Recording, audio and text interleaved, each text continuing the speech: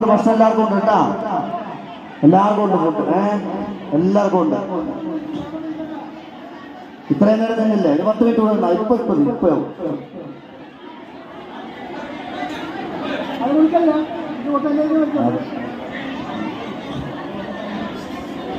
വേണം വെക്കണം. എല്ലാവർക്കും ഉണ്ട്, എല്ലാവർക്കും ഉണ്ട്.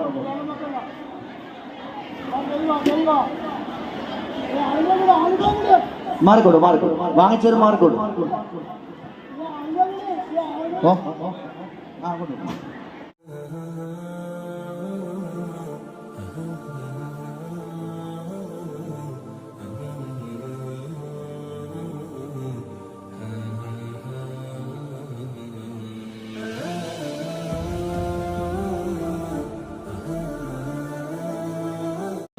പ്രസവരുന്നവരുണ്ട്.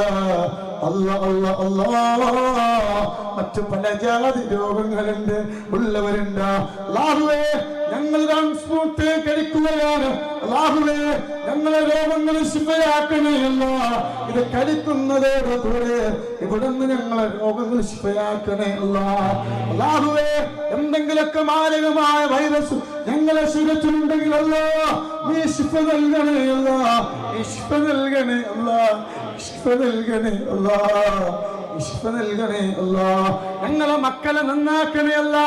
പ്രണയത്തിന്റെ പ്രലോഭനങ്ങളിൽപ്പെട്ട വാപ്പാനെ മറന്ന്, ഉമ്മാനെ മറന്ന്, ഭാര്യനെ മറന്ന്, നൊന്ത് പ്രസവിച്ച മക്കളെ മറന്ന് മറ്റൊരാളെ കൂടെ ഒളിച്ചോടിപ്പോവന്റെ കൽവിത്തരല്ലോ ഞങ്ങളെ മക്കൾക്ക് കൊടുക്കല്ല അല്ലാ. ഞങ്ങളെ മക്കൾക്ക് ഈ തേന് എന്തെങ്കിലൊക്കെ ആവശ്യത്തിന് കൊടുക്കുമ്പോ എന്താണോ ഞങ്ങളെ കൽവില്ലെങ്കിലൊരു മുറാദിനെ ആസരാക്കി കൊടുക്കണേയല്ല. അപസ്മാര രോഗങ്ങളുണ്ട്, വിശ്വയാക്കണേയല്ല. മക്കളില്ലാത്തവര് ഇത് കഴിക്കുന്നതോടുകൂടി, ഈ സദസ്സിൽ വെച്ച് കഴിക്കുന്നതോടുകൂടി സുബ്ഹാനല്ലാഹ്, അവർക്ക് നീ എന്തൊക്കെ രോഗങ്ങളാണ് മാറ്റി, അവർക്ക് കൗണ്ടില്ലെങ്കിൽ മറ്റു പ്രയാസങ്ങളാണ്, അതൊക്കെ ശരിയാക്കി കൊടുക്കണേ. 22 കൊല്ലം മക്കളില്ലാത്തവർക്ക് മക്കളെ സമ്മാനിച്ച സദസ്സ. അല്ലാഹുവേ, മക്കളില്ലാത്തവരാരെങ്കിലും സദസ്സിലുണ്ടെങ്കിൽ സ്വാലിഹായ മക്കളെ കൊടുക്കണേ അല്ലാ. ഇനി കുറച്ച്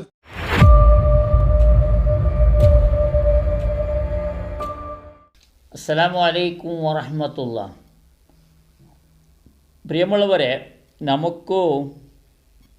നമ്മൾ ചെയ്യേണ്ടത്, നിത്യവും ചെയ്യുന്നത് ജോലിയാണ്. ജോലി അല്ലാത്ത നമ്മുടെ പള്ളിയുടെ പണിയാണെങ്കിലും, നമ്മുടെ ഉസ്താദന്മാർ ചെയ്യുന്ന കാര്യമാണെങ്കിലും, ജോലി എന്ന് പറഞ്ഞാൽ നമുക്ക്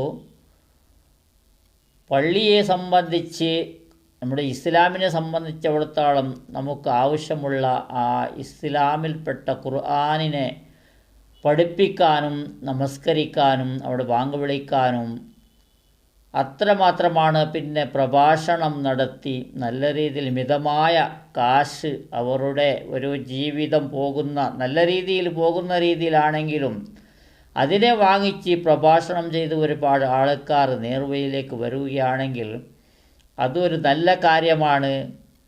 കൂടാതെ അതിന് പുറമെ ജോലി അല്ലാത്ത കാര്യമെന്ന് പറഞ്ഞാൽ വീട്ടിലിരുന്ന് ചെയ്യുന്ന മജ്‌ലിസ്, വെറും വയറ് തുറക്കാൻ വേണ്ടി ചെയ്യുന്ന മജ്‌ലിസ്, വണ്ടി മേടിക്കാൻ വേണ്ടി ഏതെങ്കിലും ഒരു പണക്കാരൻ നോക്കി അതുപോലെ ആകണമെന്ന്, പെട്ടെന്ന് ആകണമെന്ന് സബ്സ്ക്രൈബ് കൂട്ടുകയും അതുപോലെ അതിൻ്റെ ഗ്രൂപ്പുകൾ ചെയ്ത് പെട്ടെന്ന് നമുക്ക് നന്നാകണം.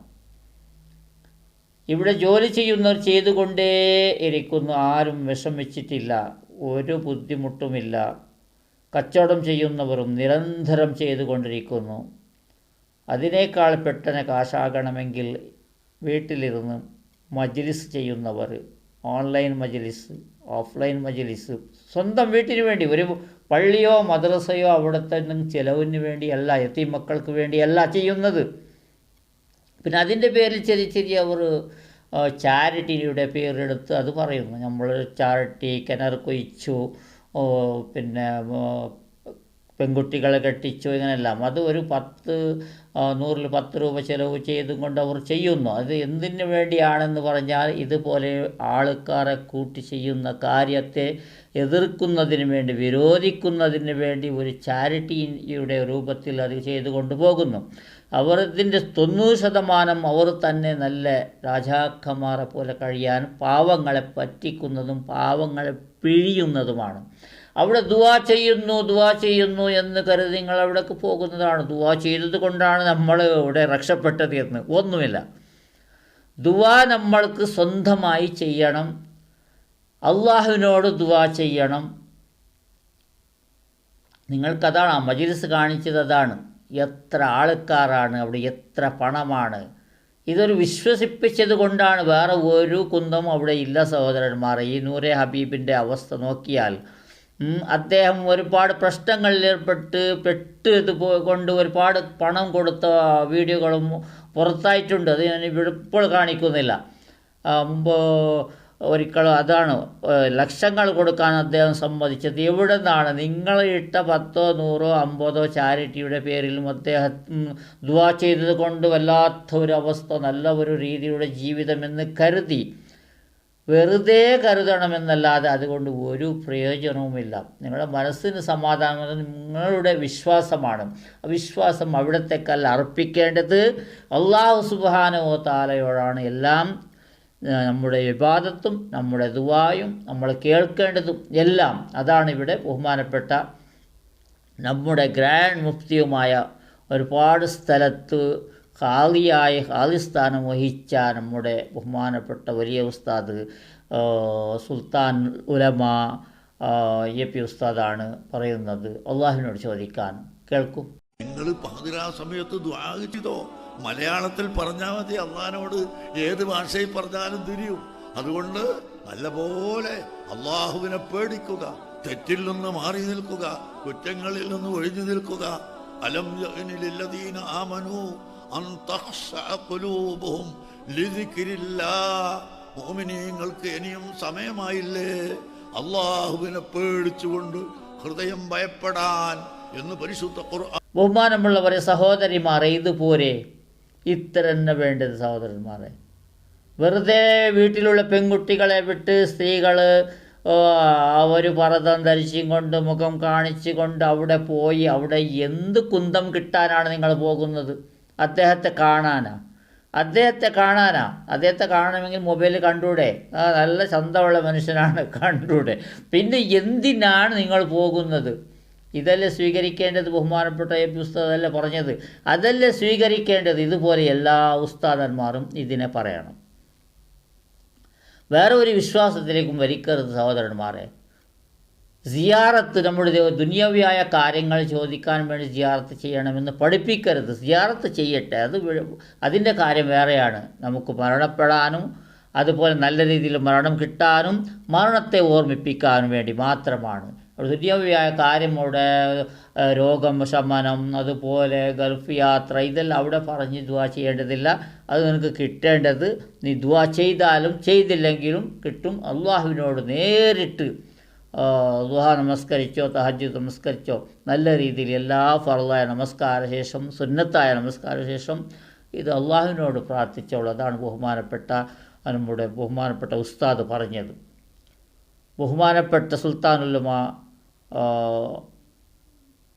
കാന്തപുരം എ പി ഉസ്താദ് പറഞ്ഞ കാര്യം എല്ലാ ഉസ്താദുമാരും ഇത് പറഞ്ഞ് നടക്കണം, ഇത് പറയണം. ഇത് പറയുന്ന ഓരോ ക്ലിപ്പുകൾ ഇടണം, ഓരോ ഷോർട്ട് വീഡിയോകൾ അതായി വരണം. എല്ലാവരുടെയും ചെവിയിലേക്ക് അത് ഏത് തുറന്നാലും അത് കിട്ടണം.